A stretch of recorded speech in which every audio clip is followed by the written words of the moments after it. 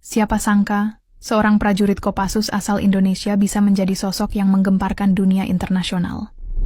Dengan bekal ilmu langka, ia menjalani misi berbahaya yang penuh konflik, air mata, dan nilai-nilai kehidupan. Apa yang sebenarnya terjadi? Siapkan hatimu untuk cerita luar biasa ini. Dimas Satria bukanlah anak biasa. Lahir di desa kecil di lereng Gunung Lawu, ia tumbuh dikelilingi cerita tentang ajian-ajian leluhur yang diwariskan dari generasi ke generasi. Ayahnya adalah seorang dukun berilmu tinggi, sedangkan ibunya seorang perempuan desa yang penuh kasih, namun tegas dalam mendidik. Sejak kecil, Dimas sering diajak mendengarkan petuah bijak orang tua, mengenal alam, dan memahami filosofi hidup orang Jawa. Salah satu cerita yang paling membekas di benaknya adalah tentang Rawa Rontek, ajian yang konon hanya diberikan kepada orang-orang pilihan. Rawa Rontek itu bukan sekadar ilmu, ujar sang ayah suatu malam di dekat api unggun. Ia adalah pengabdian, tanggung jawab, dan ujian terbesar bagi jiwa. Kalau hatimu tidak siap, ilmu itu bisa menghancurkanmu. Dimas yang waktu itu berusia 10 tahun hanya mengangguk, meski ia belum sepenuhnya mengerti apa makna sebenarnya dari pesan tersebut. Hari-hari Dimas dipenuhi pelatihan fisik dan mental. Setiap pagi, ia harus lari melintasi bukit sambil membawa beban berat. Siang harinya, ia belajar meditasi di bawah pohon besar, menenangkan pikirannya agar mampu mendengar suara alam. Di malam hari, ia dilatih untuk menjaga keberanian dengan cara duduk sendirian di tengah hutan, hanya ditemani suara binatang liar. Kehidupan ini, meskipun berat, membentuk Dimas menjadi pribadi yang tangguh, rendah hati, dan siap menghadapi apapun. Ketika Dimas beranjak dewasa, ia mulai memperlihatkan bakat luar biasa yang menarik perhatian para sesepuh di desanya. Mereka sepakat bahwa Dimas adalah orang yang pantas menerima ajian Rawa Rontek. Namun, proses mendapatkan ajian ini tidak mudah. Dimas harus melewati serangkaian ujian yang menguji ketahanan fisik, kekuatan mental, dan kejernihan hati. Salah satu ujian paling sulit adalah bertahan hidup di gua terpencil selama 40 hari tanpa makanan, hanya mengandalkan air dari tetesan stalaktit. Di sana, Dimas menghadapi ketakutan terbesar dalam hidupnya, rasa kesepian. Hari-hari di gua itu penuh perjuangan. Pada minggu kedua, rasa lapar membuat pikirannya mulai terganggu. Ia mendengar suara-suara aneh, seperti orang memanggil namanya. Namun, Dimas tetap bertahan. Ia menggunakan semua teknik meditasi yang diajarkan ayahnya untuk mengendalikan rasa takut. Pada hari ke-40, ia merasa tubuhnya begitu lemah, tetapi jiwanya lebih kuat dari sebelumnya. Ketika ia keluar dari gua, para sesepuh menyambutnya dengan upacara sederhana. Selamat Dimas. Mulai hari ini, kamu adalah penjaga ajian Rawa Rontek, kata pemimpin sesepuh. Meskipun memiliki kekuatan luar biasa, Dimas tidak ingin hidupnya hanya berkutat di desa. Ia bercita-cita menjadi seorang prajurit yang bisa mengabdi kepada negara. Setelah menyelesaikan pendidikan formal, ia mendaftar ke TNI dan diterima di Kopassus, pasukan elit yang dikenal dengan pelatihan fisik dan mental yang sangat keras. Disinilah Dimas menemukan panggilannya. Ia dengan cepat menjadi salah satu prajurit terbaik, terkenal karena kecepatannya, ketepatan menembak, dan kemampuan bertahan di medan sulit. Pelatihan di Kopassus mempertemukan Dimas dengan banyak orang, hebat, tetapi juga menghadirkan tantangan baru. Beberapa seniornya merasa iri dengan kemampuannya yang seperti di luar manusia biasa. Tidak sedikit dari mereka yang mencoba menjatuhkannya, baik secara fisik maupun mental. Namun, Dimas selalu merespons dengan tenang. Ia percaya bahwa keberhasilan sejati bukan hanya tentang kekuatan, tetapi juga tentang pengendalian diri. Setelah bertahun-tahun bertugas di berbagai medan perang, Dimas tiba-tiba dipanggil oleh atasannya untuk menghadiri pertemuan tertutup. Di ruangan kecil yang penuh dengan peta dan layar monitor, ia diberitahu tentang ancaman besar yang sedang mengintai dunia. Sebuah jaringan kriminal internasional telah menyusup ke dalam FBI di Los Angeles dan berencana mencuri teknologi militer mutakhir. Jika teknologi itu jatuh ke tangan yang salah, dunia bisa mengalami kekacauan besar. Awalnya, Dimas merasa ini bukan urusannya.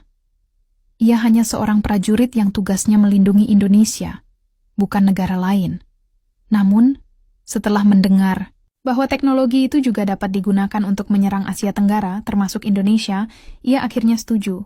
Ini bukan hanya tentang melindungi negeri lain, Dimas, kata atasannya. Ini tentang melindungi perdamaian dunia. Persiapan Dimas untuk misi ini sangat intens. Ia harus mempelajari budaya, bahasa, dan kebiasaan masyarakat Amerika agar tidak menarik perhatian. Ia juga diberi peralatan canggih, termasuk alat penyamaran yang membuatnya bisa mengubah wajahnya sementara. Namun, senjata utama yang ia andalkan tetaplah ajian rawa rontek. Ketika tiba di Los Angeles, Dimas merasa seperti ikan kecil di tengah lautan yang luas. Kota itu penuh dengan gedung pencakar langit, jalanan sibuk, dan orang-orang dari berbagai latar belakang. Tapi di balik gemerlap kota itu, ia tahu ada bahaya besar yang sedang mengintai. Ia mulai mengumpulkan informasi, mempelajari pola keamanan di kantor FBI, dan mencari celah untuk menyusup. Di malam-malam pertama, Dimas sering termenung sendirian di kamar hotelnya. Ia memikirkan keluarganya di desa, terutama ayahnya yang selalu mengajarkan untuk memilih jalan yang benar, meskipun sulit. Apakah aku akan berhasil? Pikirnya dalam hati. Namun, seperti biasa, ia menenangkan pikirannya dengan meditasi. Baginya, ketenangan adalah kunci utama menghadapi situasi apapun. Malam itu, udara Los Angeles terasa dingin, tetapi tidak ada yang lebih dingin dari tekad Dimas untuk menyelesaikan misinya. Setelah berminggu-minggu melakukan pengamatan, ia menemukan celah dalam sistem keamanan FBI. Seorang petugas kebersihan sering keluar masuk gedung tanpa pemeriksaan ketat, dan disitulah kesempatan emasnya. Dengan menggunakan penyamaran sederhana, topi, seragam pembersih, dan gerakan yang santai, Dimas berhasil menyelinap ke dalam gedung tanpa menimbulkan kecurigaan. Namun, bukan berarti perjalanan di dalam markas FBI akan berjalan mulus. Setiap sudut dipenuhi dengan kamera pengawas, petugas patroli bersenjata lengkap, serta sensor gerak canggih. Dimas harus menggunakan semua yang ia pelajari sejak kecil. Pernapasan tenang, langkah kaki yang ringan, dan gerakan tubuh yang hampir menyatu dengan bayangan. Saat ia melewati koridor utama, matanya menangkap sesuatu yang mencurigakan.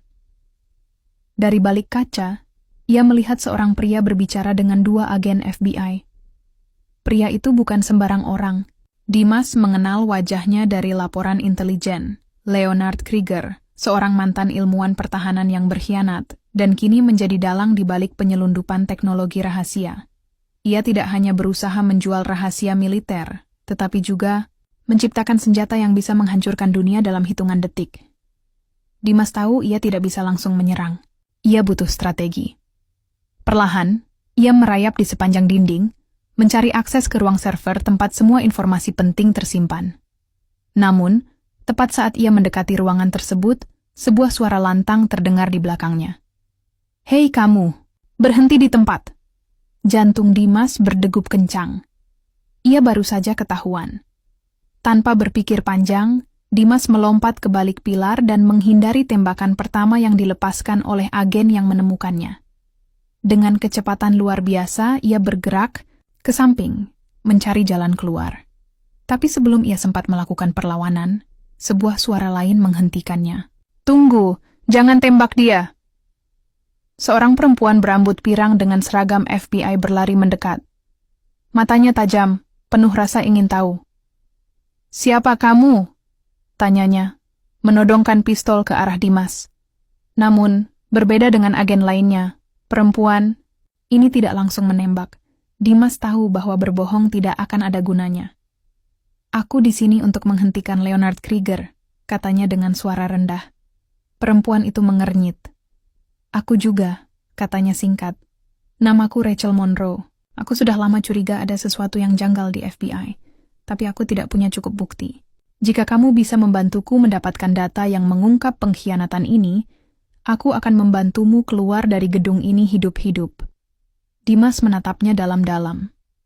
Ia tahu bahwa mempercayai seseorang dalam situasi seperti ini adalah taruhan besar. Tapi ia juga menyadari bahwa tanpa bantuan, misinya bisa gagal total. Setelah beberapa detik yang terasa seperti selamanya, Dimas mengangguk. Baik, tapi kita harus cepat. Rachel memasukkan kode akses ke ruang server, lalu memandu Dimas melewati koridor yang dijaga ketat. Namun, sebelum mereka berhasil masuk, alarm gedung berbunyi. Mereka sudah diketahui. Dimas dan Rachel berlari secepat mungkin menuju ruang server. Saat mereka sampai di dalam, Rachel dengan cepat menutup pintu dan menguncinya. Namun, suara langkah kaki pasukan keamanan semakin mendekat. Waktu mereka hampir habis. Sementara Rachel sibuk mengunduh data penting dari server, Dimas berdiri di depan pintu, bersiap menghadapi siapapun yang mencoba masuk. Dalam situasi ini, ia tahu bahwa ia bisa bertarung tanpa rasa takut, karena ajian Rawa Rontek akan melindunginya. Tapi satu pertanyaan mulai muncul dalam pikirannya. Bagaimana jika ia harus menggunakan kekuatan ini untuk membunuh orang yang sebenarnya tidak bersalah? Rachel melihat ekspresi wajah Dimas yang berubah. "Apa kau baik-baik saja?" tanyanya. "Dimas," menghela napas. "Aku tidak ingin membunuh mereka. Mereka hanya menjalankan tugas." Rachel menatapnya dengan serius. "Kalau begitu, kita harus menemukan cara lain." Tepat saat itu, pintu ruang server dihantam keras. Dimas tahu mereka tidak punya banyak waktu. Ia harus membuat keputusan sekarang. Pintu akhirnya terbuka dengan paksa, dan pasukan FBI bersenjata lengkap menerobos masuk. Dimas langsung bergerak. Dengan kecepatan luar biasa, ia menghindari tembakan pertama dan melumpuhkan 2 agen dengan serangan tangan kosong. Ia tidak membunuh mereka, hanya membuat mereka pingsan. Namun, sebelum ia bisa bergerak lebih jauh, sebuah suara menggema di ruangan itu. Menarik sekali. Leonard Krieger berdiri di ambang pintu, tersenyum sinis. "Aku sudah mendengar tentangmu, Dimas Satria, prajurit bayangan dari Indonesia. Katakan padaku, bagaimana rasanya memiliki kekuatan yang membuatmu nyaris abadi?" Dimas menatapnya tajam. "Kekuatan ini bukan untuk disalahgunakan." Leonard tertawa kecil. "Sayang sekali. Jika kau bergabung denganku, kita bisa menguasai dunia bersama." Dimas hanya menggeleng. "Aku di sini untuk menghentikanmu." Pertarungan pun dimulai. Leonard, meskipun tidak sekuat Dimas, ternyata memiliki sesuatu yang mengejutkan. Ia telah menyuntikkan dirinya sendiri dengan serum eksperimen yang membuatnya lebih cepat dan kuat. Pertarungan mereka berlangsung sengit. Pukulan demi pukulan menghantam tubuh Dimas, tetapi berkat ajian Rawa Rontek, ia terus bangkit. Namun, Dimas tahu bahwa kekuatan fisik saja tidak cukup untuk menang. Ia harus menemukan kelemahan Leonard. Saat pertarungan mencapai puncaknya, Rachel berteriak dari balik komputer. "Aku berhasil mendapatkan bukti. Kita harus pergi sekarang." Tapi Leonard tidak akan membiarkan mereka pergi begitu saja. Dengan sisa tenaganya, ia menarik pistol dan menodongkannya ke Rachel. Dimas tidak berpikir 2 kali. Dengan kecepatan yang tidak bisa diikuti mata manusia biasa, ia melompat dan menjadikan tubuhnya sebagai tameng. Peluru menembus dadanya, tetapi ia tidak jatuh. Mata Leonard melebar. "Tidak mungkin." Dimas, meskipun berdarah, tetap berdiri. Ajian Rawa Rontek benar-benar bekerja. Namun ada sesuatu yang lebih penting dari itu. Keputusan Rachel. Tanpa ragu, Rachel menembakkan pistolnya ke arah Leonard, melumpuhkannya. Kemudian ia berlari mendekati Dimas. "Kau baik-baik saja?" Dimas mengangguk. "Kita harus pergi." Dengan bukti di tangan dan Leonard tak berdaya, mereka akhirnya berhasil keluar dari gedung FBI. Tapi pertempuran sejati masih belum berakhir. Karena kini, Dimas harus menghadapi konsekuensi dari misinya. Dimas dan Rachel keluar dari gedung FBI dengan napas memburu. Meskipun Leonard sudah dilumpuhkan, pasukan FBI masih menganggap mereka sebagai ancaman. Siren berbunyi di seluruh gedung, dan dalam hitungan detik puluhan agen bersenjata mulai mengejar mereka. Rachel dengan cepat menarik Dimas ke sebuah lorong gelap di belakang gedung, mencari jalan keluar tercepat. "Kita harus keluar dari kota ini sebelum mereka mengunci semua akses," kata Rachel dengan suara putus asa. Dimas mengangguk, tapi ia tahu bahwa lari saja tidak cukup. Mereka harus menghilang sepenuhnya. Dengan keahlian bertahan hidupnya, ia melihat sekeliling dan menemukan sebuah selokan yang bisa digunakan sebagai jalur pelarian. Tanpa ragu, ia menarik Rachel dan melompat ke dalamnya. Air yang dingin menerpa tubuh mereka, tapi itu bukan masalah besar dibandingkan ancaman yang mereka hadapi. Di atas mereka, suara langkah kaki para agen semakin menjauh, tapi mereka tidak bisa berdiam diri. Dimas menggerakkan tubuhnya dengan cepat, berenang di dalam selokan yang gelap dan kotor. Rachel mengikutinya dari belakang, meskipun wajahnya jelas menunjukkan ketidaknyamanan. Setelah beberapa menit berenang dalam kegelapan, mereka akhirnya keluar di sebuah sungai kecil di pinggiran kota. Dimas menarik napas dalam-dalam dan menatap Rachel. Kita harus segera mencari kendaraan dan pergi dari sini. Rachel mengangguk, dan tanpa membuang waktu, mereka mulai bergerak ke sebuah jalan raya yang sepi. Tapi, mereka tidak tahu bahwa FBI telah memasang blokade di seluruh kota. Saat mereka mendekati jalan raya, Dimas merasakan ada sesuatu yang tidak beres. Cahaya dari lampu-lampu mobil terlihat di kejauhan, tetapi suasananya terlalu sunyi. Nalurinya mengatakan bahwa ini adalah jebakan. Rachel mengambil ponselnya dan mencoba menghubungi seorang kenalannya di dalam FBI yang mungkin bisa membantu mereka. Sial, gumamnya, mereka memblokir semua akses komunikasi. Dimas mengamati sekeliling. Satu-satunya jalan keluar adalah melalui hutan di sebelah kiri jalan.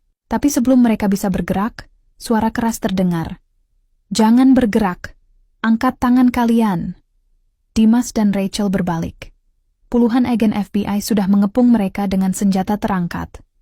Cahaya lampu sorot menyorot wajah mereka, membuat mereka hampir tidak bisa melihat. Dimas menghela napas. Mereka tidak akan membiarkan kita pergi dengan mudah. Rachel menatapnya dengan wajah panik. Apa rencanamu? Dimas mengepalkan tangannya. Aku akan memberi mereka alasan untuk takut. Dalam sekejap, ia melompat ke udara dengan kecepatan luar biasa, mendarat tepat di depan salah satu agen dan melumpuhkannya dengan satu pukulan. Agen lainnya langsung menembak, tapi Dimas menghindari setiap peluru dengan gerakan yang sulit dipercaya. Rachel menggunakan kesempatan itu untuk menyerang balik. Meskipun tidak sekuat Dimas, ia cukup terlatih untuk menghadapi musuh dalam jarak dekat. Dalam waktu singkat, mereka berhasil membuka celah dan berlari menuju hutan. Tapi FBI tidak akan membiarkan mereka lolos begitu saja. Dimas dan Rachel terus berlari di dalam hutan yang gelap. Napas mereka berat, tubuh mereka dipenuhi keringat dan luka. Tapi mereka tidak punya pilihan selain terus bergerak. Dari belakang, suara agen FBI masih terdengar. Mereka menyalakan lampu senter dan menggunakan anjing pelacak untuk mengejar Dimas, dan Rachel. Dimas akhirnya berhenti dan menarik Rachel bersembunyi di balik pohon besar. Aku akan mengalihkan perhatian mereka, katanya. Rachel menatapnya tajam. Tidak, kita harus bertahan bersama. Tapi Dimas tahu bahwa satu-satunya cara untuk selamat adalah jika ia menggunakan kekuatannya sebagai umpan. Dengan satu gerakan cepat, ia melompat ke arah para agen, memukul tanah dengan keras hingga menciptakan gelombang kejut yang membuat mereka terjatuh. Saat para agen mulai bangkit, Dimas menatap mereka dengan tajam. Pergilah jika kalian masih ingin hidup, katanya dengan suara dingin. Beberapa agen terlihat ragu, tetapi pemimpin mereka tidak gentar. Kami tidak bisa membiarkanmu pergi, Dimas Satria. Kau terlalu berbahaya. Dimas tersenyum tipis. Aku tahu. Lalu pertempuran kembali dimulai. Setelah pertarungan panjang, Dimas dan Rachel akhirnya berhasil melarikan diri dari hutan. Namun, Dimas tahu bahwa ini belum selesai. Mereka masih buronan FBI, dan selamanya akan diburu jika tidak menemukan cara untuk membersihkan nama mereka. Rachel akhirnya berhasil menghubungi kontaknya di FBI, seorang agen senior bernama Michael Carter. Aku punya bukti tentang pengkhianatan di dalam FBI, kata Rachel dengan tegas. Michael, meskipun awalnya ragu, setuju untuk bertemu mereka di sebuah tempat rahasia. Dimas tidak percaya sepenuhnya, tapi ini adalah satu-satunya kesempatan mereka untuk mengubah keadaan. Saat mereka bertemu, Michael melihat semua data yang dibawa Rachel. Wajahnya berubah serius. Ini bisa menghancurkan banyak orang berkuasa, katanya. Aku akan menggunakannya untuk membersihkan FBI dari pengkhianat seperti Krieger. Dimas menghela napas lega.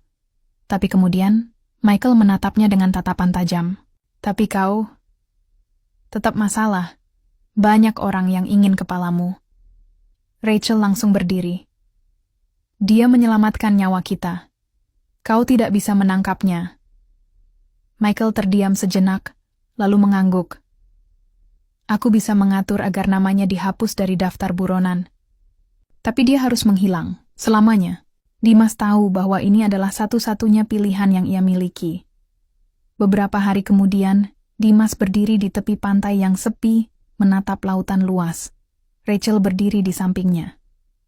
Jadi, kau benar-benar akan pergi? Tanya Rachel dengan suara pelan. Dimas mengangguk. Aku tidak bisa tinggal di sini. Jika aku tetap di Amerika, aku hanya akan membawa bahaya bagi orang-orang yang aku temui. Rachel menghela napas. Lalu kemana kau akan pergi? Dimas tersenyum tipis. Aku akan kembali ke tempat di mana semua ini dimulai. Ke rumahku. Rachel menatapnya dengan mata penuh emosi. Aku harap kita bisa bertemu lagi suatu hari nanti. Dimas tidak menjawab. Ia hanya menatap langit yang mulai berubah warna saat matahari terbenam. Ia tahu bahwa perjalanannya belum selesai. Masih ada banyak hal yang harus ia lakukan. Tapi untuk saat ini, ia hanya ingin pulang. Saat kapal kecil membawanya pergi dari pantai, Dimas menutup matanya. Ia tidak lagi hanya seorang prajurit. Ia adalah seorang pejuang yang telah belajar bahwa kekuatan sejati bukan berasal dari ajian rawa rontek, tapi dari hati yang memilih jalan yang benar. Dan di sanalah petualangan baru dimulai. Sobat Inspirasi, kisah ini mengajarkan kita tentang keberanian, pengorbanan, dan pentingnya tujuan hidup. Jika kamu merasa terinspirasi, jangan lupa untuk share cerita ini ke teman-temanmu. Sampai jumpa di kisah luar biasa lainnya.